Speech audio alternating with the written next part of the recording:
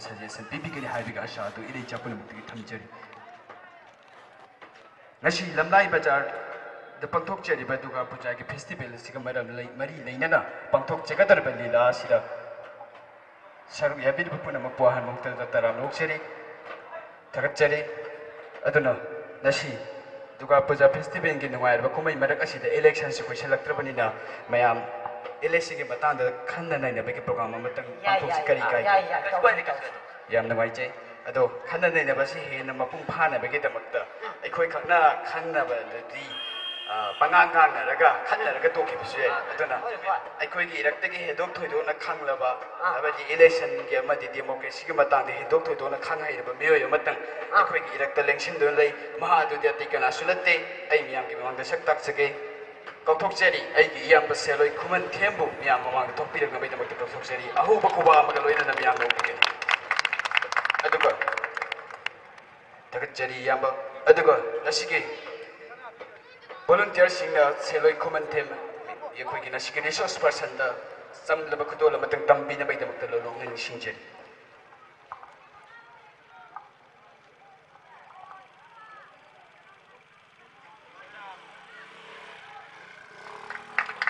tagat cheri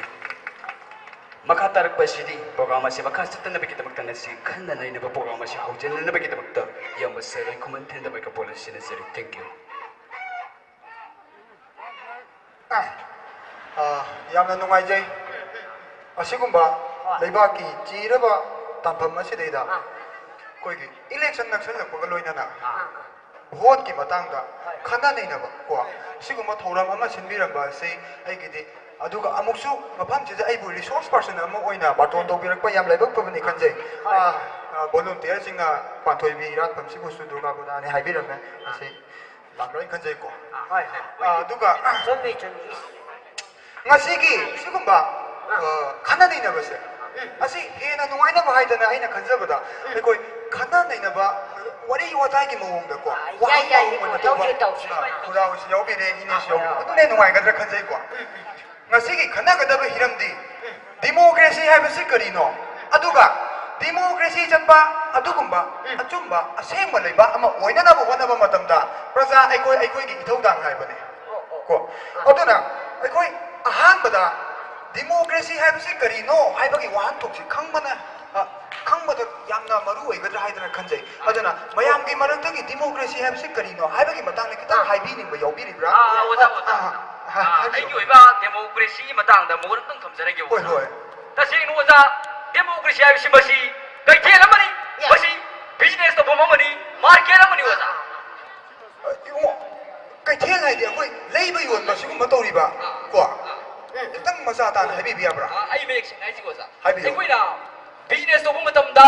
shen mayam ama thadaraga last shendong pe ko dumaina ai koi mi myam je oza election matamjida masana masabu yon thokje ni oza adagi amu ai koi yon thokjari candidate sing ni ai koi bulai de moza ai koi je sha ni shabu yon thokjiri oza oza mamanje oza lupa lising ani da jawwa da lupa chani da phau ai koi sha ni shabu yon thokjiri oza maram asina dai jeri ba democracy haibisi oza masi gaithel amani market amani business amani ada oza masi haisaru baga mari le ko aikoi election tokra matungda aikoi gi mute khangtra matungda ri oza aikoi gaithel dagi janga pi leiraga sabdo oza sei munga so oza khan ngor ga leite mi oza mara masi nani haisari ba democracy si masi gaithel ni market ni spelling tokjar kan oza MAR ki oza yare thambiro yamna nungaijai ya hoi ko haibire democracy haibasi market amani kaithel ni masi leiba yon matu bamni karam no haibu aikoi praja isa si aikoi gi nak laiba candidate sinchi da lupa tonga da lising ani da aikoi isa bu yon thok chai isa gi hakpu aikoi ne yon thok chai aduna aikoi gi damak ta la ka da chakthum hanga ka da ba local area development fund AAY ko asigumba kana ba kya se aikoi da gi munna logi ba matam da aikoi wangang mangamti natra isagi rai yon thoksa grabadina yamna bajai landa haija ningi pare aina makha ta dringai sida mayam marak tagi habi ni lobini bra habi ukura habi aibu wari sosa basala hoi habi ukura sei hauji kan yi angang na si ma jo ma ba na da ba si da kwa che ya na ha ji wa ro ko ye ye na won da na de kwa se ya na ha ji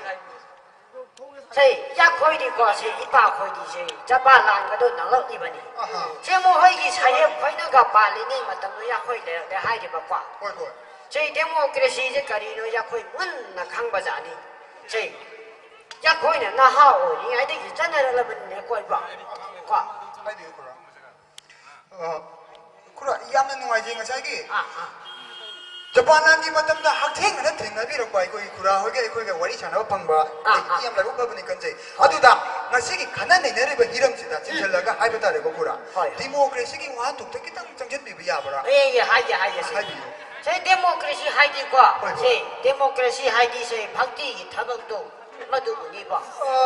bakti hai je koi kurum kolam ba 예, 그런 바 타걸론 베바도 마두니 yam nungai jai oktabu ngasai ki lenga don hai siga thogalon be ba bakti ki thabak hai siga karam hai tong de nak sen nare iban no hai be ki pata ne kitang hai be ya bara 예, 빠싱아 예 고세 마예싱아 예 과, 따과 제 데모크라시 하이디 제 아마나 아무 그럼 아마나 아무 그럼 아마나무 제 하이디 제 일레 천마망다 제 pot마망다 제 라자 마야 마이 보시나 자오버시 제 하이페 자오이다 자오다도 자오이 제 겐디게네 하이바 마야 마 라에라가 제 야코 이낙다 라에가 야코 이포 빠이 빠이나 구름이다 과 구름다라다 마두데기디 감다오 예 야코이나 마코이나 야코 이낙다 라에가 구름 마바두데기디 누시다나 제 겐디게 도메 칸도 마이 빠할라 아도데기디 감다오 예 겐디디 누나 제 마이 빠트나 세 MLA 미니스터가 와타라 마두데기디 제 모호이나 그 아묵 자오버시 제 하이페 자오이 과 양 자오이 과 자오이 과 제 마두다기디 야코이나 우마코이 만날 자레가 마사이 모호이나 야코이도 구름마바 도마이나 야코이나 우마코이 만날 자레가 제 가리 마코이기 라이밤도 모가리 과타라 예 과타라도 자레가 마코이 만났던 자레 구름이다 hoi hoi 제 아마 너무 구름 바자 가라바 박디 타벅니 봐제쭉 바자 가라바 제 라이바 제 하우직 강이 나하로 지나가데 가림 강바자 나띠 과 아두 분이 부모 제 야코유 하나 강남도 이빠오주 강남대 과 하나 과제 랑담시다 데모크라시 가오바 아마 나까도리나 따바시다 제 이빠 코이나 칸바지 과 아한바도 그 이빠 코이나 칸바지 마시 나띠 마시고 아자포 아부 마밍나 과 나다리에라가나 과세 마시 제 라우다 자냐나가 가리 제 떼딜하 히다쿠라 hoi hoi 아데 나다리에라가나시 파워마기 마미 나가 칼람니 보니까 제 마마이 당다디 제 겐디디냐 마양 마마 라이라가 야코이 공제 빠이빠이나 그런 마바다기디 제 데모크라시에 제 가이노 강라디버니 아마나무 그럼 하 마코이 일레션 마망도 야코이도 뭐 그럼 바 야코이 너무 일레션 마동다 하 야딜라미 셈비유 야코이 예도 따비유 아 다박 하비유 나 빵코 너무 그럼 나바 와 마시 보니 보 이방 데모크라시 하이버시 박디니 하이리샤 쟤는 잔다라 gyam ta zare kura yamna nungai jai phambiro 예 yamna nungai jai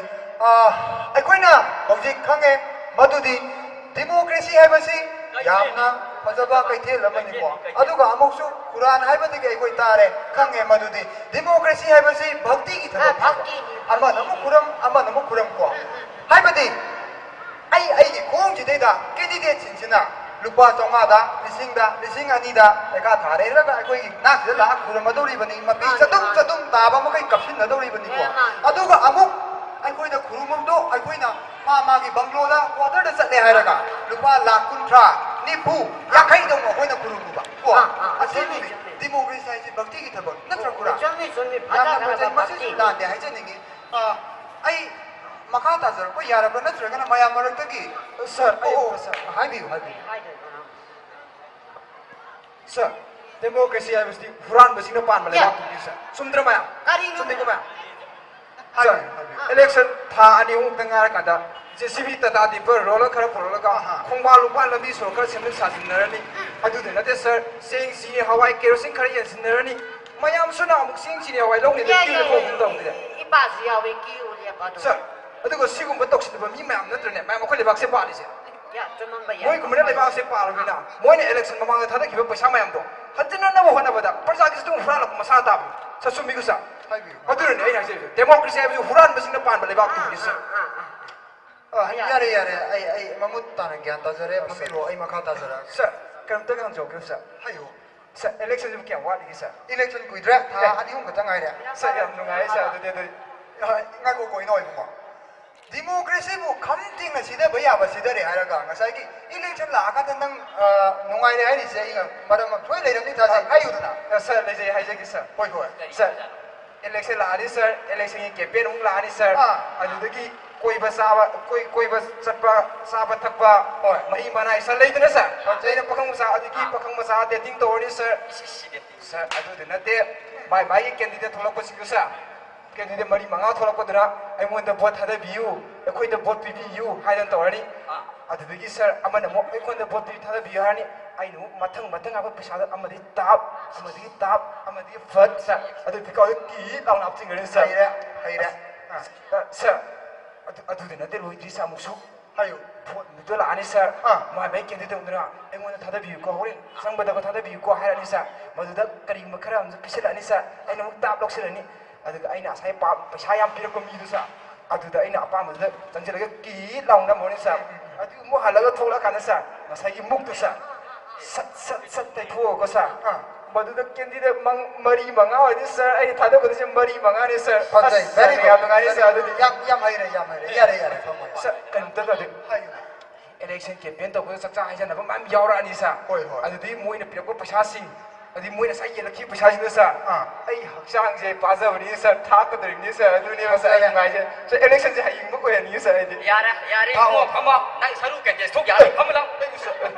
हंदक था how कोई बुमो नंग हंदक था हाउरो ngay khôn hệ là quay quả cái đi của gì cũng quỳ ra bây giờ कोई इधर ही ने बहुत फम का तुम हाई भी ना कोई है liệt kìa đã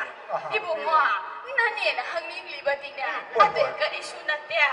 hả buồn mà ya nè nát ra bát đi xiêm mà ya đó mà má lên này qua mà quỳ đi làm bị sa nông du mà đặt tè nè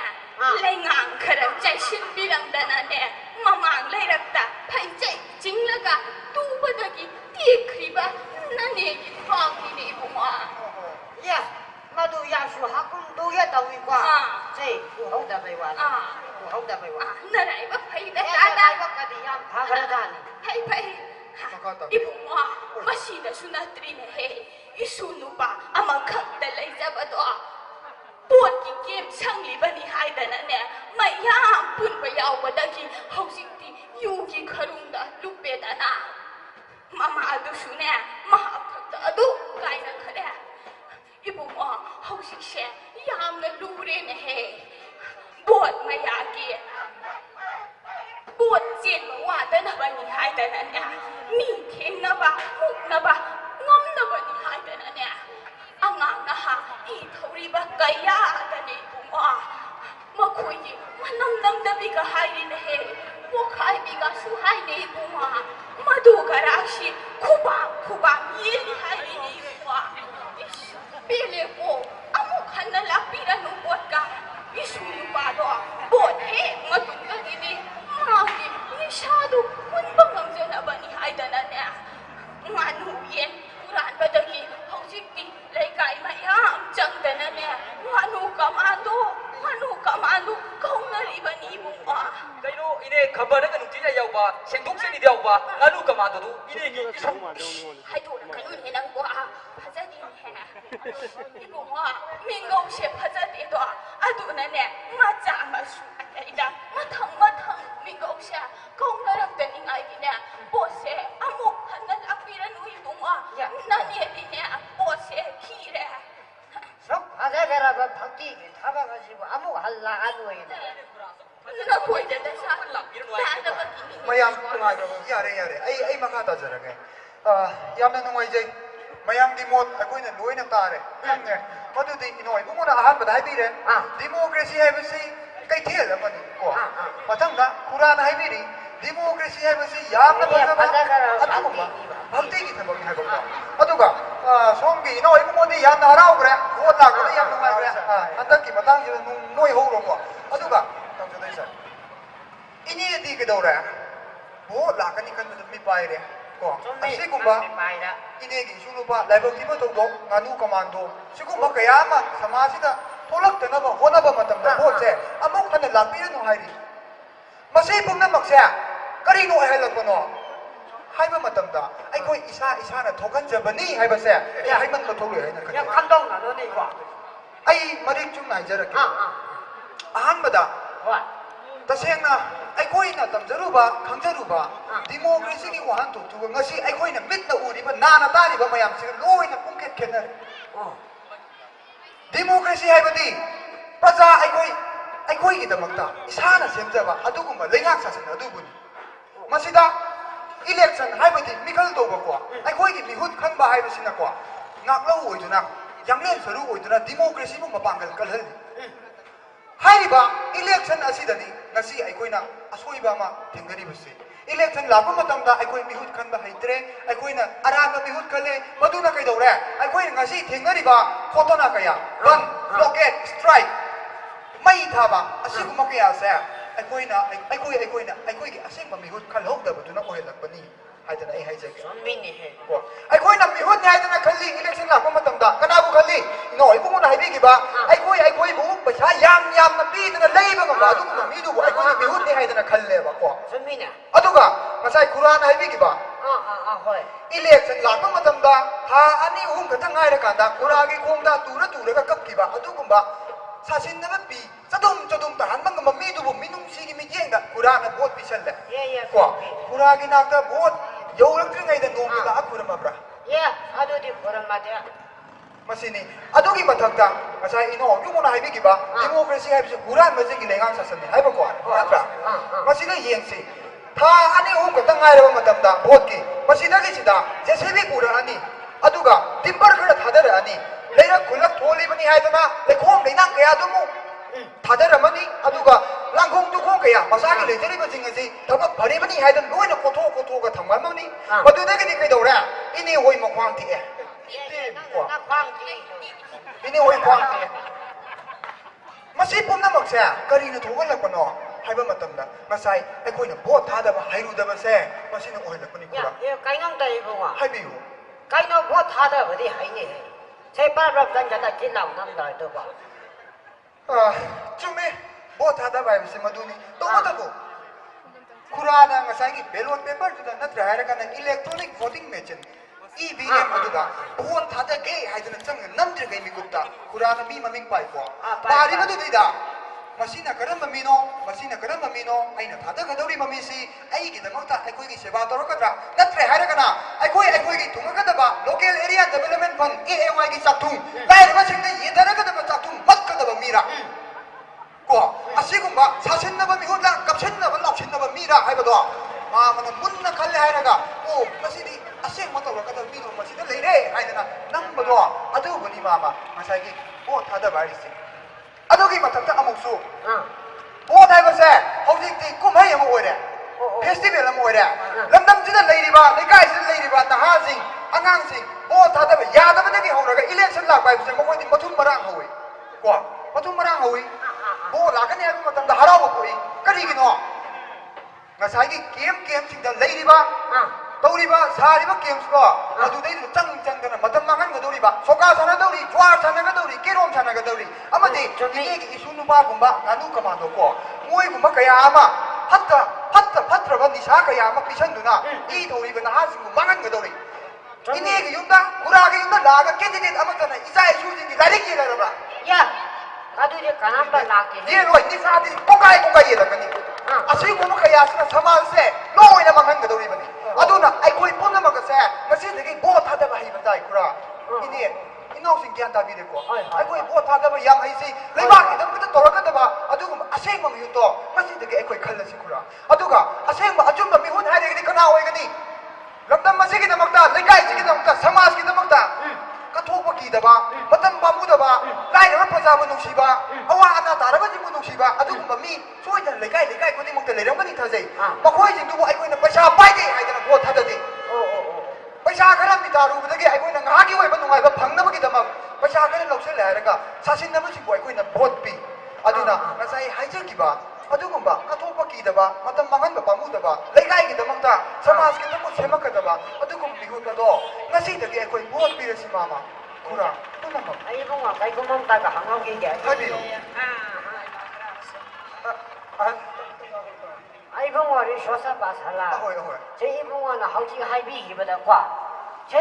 ꯃꯤꯈꯜ ꯇꯧꯕ ꯃꯇꯝꯗ ꯁꯤ ꯑꯁꯦꯡꯕ ꯃꯤꯍꯨꯠꯇꯨ ꯈꯟꯁꯤ ꯁꯤ ꯑꯩꯈꯣꯏꯒꯤꯗꯃꯛꯇ ꯈꯟꯕꯤꯕ ꯑꯩꯈꯣꯏꯕꯨ ꯅꯨꯡꯁꯤꯕꯤꯕꯀꯣ ꯃꯁꯥꯒꯤ ꯑꯣꯏꯖꯕ ꯈꯟꯗꯕ ꯁꯤ ꯃꯌꯥꯝꯒꯤꯗꯃꯛꯇ ꯀꯠꯊꯣꯛꯄ ꯃꯇꯝ ꯃꯥꯡꯕ ꯄꯥꯝꯃꯨꯗꯕ ꯈꯟꯁꯤ ꯍꯥꯏꯕꯀꯣ ꯁꯤ ꯑꯗꯨꯗ ꯁꯤ ꯏꯄꯥ ꯑꯩꯈꯣꯏꯒꯤ ꯀꯦꯟꯗ꯭ꯔꯗꯨꯗꯗꯤ ꯁꯤ ꯀꯦꯟꯗꯤꯗꯦꯠꯅ ꯇꯧꯗ ꯊꯣꯛꯂꯛꯏꯁꯤꯡꯗꯣ ꯀꯝꯗꯧꯔꯤ ꯁꯤ ꯗꯥꯀꯨ ꯗꯔꯥꯡ ꯁꯤ ꯒꯨꯟꯗꯥ ꯐꯟꯗꯥ ꯁꯤ ꯊꯤꯀꯥꯗ ꯂꯦꯕ꯭ꯔꯥ ꯊꯝꯀꯥꯗ ꯂꯦꯕ꯭ꯔꯥ ꯈꯪꯗꯦ ꯁꯤ ꯃꯈꯣꯏꯒꯨꯝꯕ ꯉꯥꯛꯇ ꯍꯦꯛ ꯊꯣꯛꯂꯛꯄꯀꯣ ꯁꯤ ꯃꯈꯣꯏꯗꯨꯗꯤ ꯁꯤ ꯏꯄꯥꯒꯤ ꯊꯃꯣꯏꯁꯤꯅꯗꯤ ꯍꯦꯛ ꯄꯥꯝꯖꯗꯕ ꯁꯤ ꯃꯁꯤ ꯀꯝꯗꯧꯒꯗꯒꯦꯅ ꯏꯕꯨꯡꯗ ꯌꯥꯝꯅ ꯐꯖꯕ ꯋꯥꯍꯪꯅꯤ ꯈꯨꯔꯥꯅ ꯄꯨꯒꯠꯄꯤꯔꯛꯏꯕꯁꯤꯀꯣ ꯉꯁꯥꯏꯒꯤ 이래까지 이런 덩치다 돌아이봐 깨지는 층에서 아마 돌아서는 아니 돌아서는 빵아 돌아서는 돌아이봐 생각이 되다 아이고이기 더모이나 뺀다 사마스기 때문에 돌아가다봐 아동 아생가 미루다도 야우들어봐 ku라 adu oiba taragadi ngasagi ballot paper kambire maya natre haragana EVM electronic voting machine nama lakudu adugumba machine da yauriba mi maming ado adugi makada anauba tana patap ama oina NOTA haibadi mayamna nota hairega khangnariba none of the above haibado maduda kitong nambiramu hariba none of the above haibsina kari hairi ngasai mathakta piriba candidate ni haidana aikoi mihut ni haidana chongthorei sing ado aikoi thamoina aigi wakhalna aigi mitsina yengma matangda asengma mihut natte sasinaba mihut ngakta ngaire aduna makoi amatabu aikoina pamdai haibado nota sine utkadore aduna kura ngasai nota sine kit nambiru mo kit hekta namjiko ai yamna gyan tara matra kanjai khangdaba yaw hangbiru nungai 이봉원아 하우직세 이빠 호이는 짠 따다도 마양 내려가도 이 하우직기 마예체나 딱비잖아 이빠도 그냥 따라 청농아이라 보면 곱시다과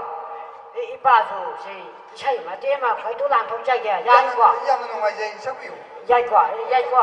그라 sakkadur bisai dubu sakiragi samina mina ga idro khura kai kamdo sala ya sala chaba khopa dai te hai na dai na ke ya haula ke kwa ha ngasi ko rong de gi ai khoi bo tha de bo hir se miang gi khan bo lu ching bo khal se trong a cha bi 신기랑드 부르금시 이마를 바위를 바시우연 독부돌러시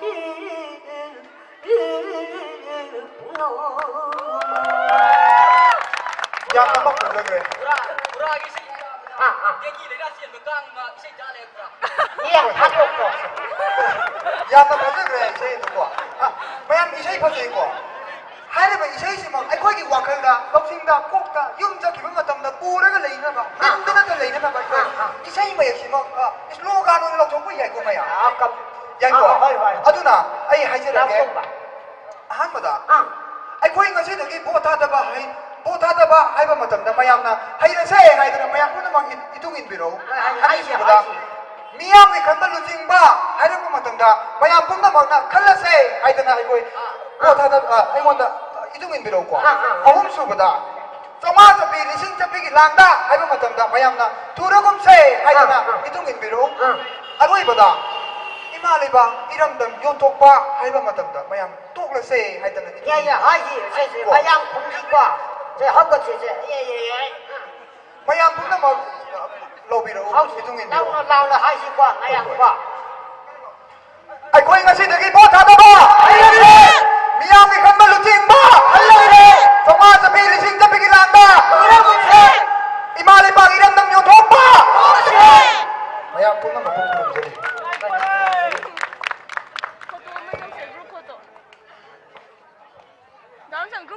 그러면 ꯅꯨꯡꯁꯤꯖꯔꯕ ꯏꯅꯦꯆꯥꯁꯤꯡꯕꯨ ꯉꯁꯤ committee ꯑꯣꯟ voting four ꯗ ꯆꯦꯟꯖꯇ ꯆꯠꯈꯤꯕ ꯂꯝꯕꯤ ꯀꯨꯝꯍꯩ ꯃꯆꯥ ꯑꯁꯤꯕꯨ ꯌꯦꯡꯕꯤꯈꯤꯕꯒꯤꯗꯃꯛꯇ ꯃꯣꯏꯅ ꯊꯥꯒꯠꯆꯔꯤ ꯉꯁꯤ ꯃꯤꯌꯥꯝꯒꯤ ꯃꯃꯥꯡꯗ ꯁ꯭ꯇ꯭ꯔꯤꯠ ꯄ꯭ꯂꯦ ꯈꯨꯗꯣꯜ ꯇꯝꯕꯤꯔꯝꯕꯗꯨ ꯂꯝꯗꯝꯁꯤꯒꯤ ꯃꯍꯩꯔꯣꯏ ꯉꯥꯛꯇꯅꯤ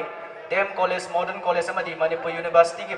महिरोइसिंग पुनसिल्लगा मियाम ममा उच्चबनी मखोई प्रोफेशनल अमत नते असाइ से कोइना सक ताक सखिबदुनि ngasi कोइना लाक्सरिबसि महिरोइ नहारो ngakdani मणिपुर से यारो इरमदम से यारो ना लेथोपगी मतम नत्रे माइगै खुदिमक्तगी अवोन बेरमदम अमगी दमक्ता इशा इशागी मतिक चाबा थौदांग द लोमिनब मतम यौरे हाबसे वाखलोन ग लोइनना मियाम अखोइ पुना वाखल तामिनबगी खोंजंग असे संगसिनजरपनि असी येंगसे कोइ लेकाइ लेकाइ द येन हुरालमी गाड़ी हुरालमी हाइबदि कोइना फुदले हाटपबो याउरे अदुबो अखोइगी सखाउ थनिबा लाख करोड़ हुरालिबा मयामसिदि अखोइगी मोइगी मखोंग गोंगदना सार साराइदना अखोइनि काइ खुमदना थमेबा मखोइ जो कोइना येन गानु हुरामदा पिरिबा सैराक्तुमा मखोइदा पिरकलबा मतमसिदा लमदमसिदा अवोनबा म पोरकनि असी अखोइना ngahaki nungai ba gi wakhal da tawri isagi voting right kya yonduna lamdam ma se manghan ba dai koi soi ju saruk yare ba aduna asidagi koi punam wakhal tamina rasi afaba mihut khallaga hura ma mayam se khanda bida afaba mihut khallaba matam da chaukat pale ba ma purakani haiba wakhal se isa da logjaraga asidagi koi punna khongjang se changsin minasi haiba loina na miyam punam pu amona lakjari ba singi mai kai dagi thagat chari